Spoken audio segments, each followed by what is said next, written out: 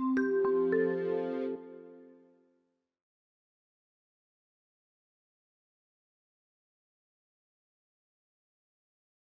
joined with Margate first team coach Elliot Leveson after our first game in pre-season back at home at Hartstown Park. We did lose 3-2 to Tonbridge Angels, but Elliot, how did you assess the performance today? Yeah, it was purely about performance and minutes in the legs. Obviously, we want to win every game in pre-season. We want to install that winning mentality. But today, against a team 2 leagues above, we played some really good football. I was really pleased with what I saw. Two completely different 11s in both halves, so hard to really gain any sort of rhythm or momentum within the match. But really pleased with what I saw. I think the positives definitely outweigh the negatives. Yeah, like you say, today was about performance and just getting the boys back into playing football. And like you say, Tonbridge 2 leagues above us, and I think we did put in a really good performance against them. Is that good signs now moving forward? Yeah, definitely. We scored 2 good goals, and I think the fact that players are walking off slightly disappointed that we've lost. I think, to be fair, the first goal was an absolute worldie from them, but it was stoppable before that point. But yeah, I think the fact that the players have come in and started disappointed with the result, I think it shows where we're at as a team already.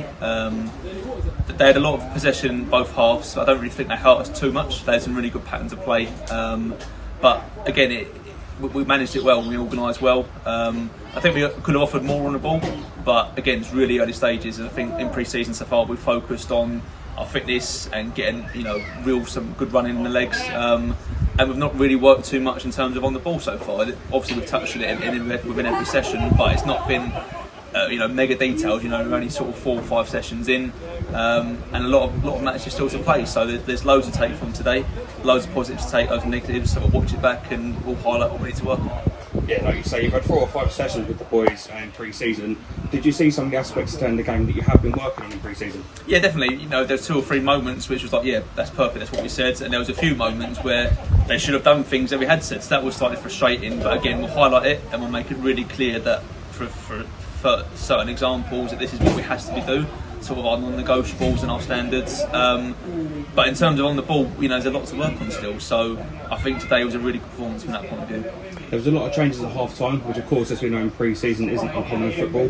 How important is it to manage players' minutes now in pre-season to prepare them for the main season ahead? Yeah, massively. The idea at the start of the day was to get everyone at least 45 minutes, and everyone done that. A few players done a little bit more, so we'll then manage their minutes for over the coming weeks. So by the end of pre-season, everyone sort of hit the same number.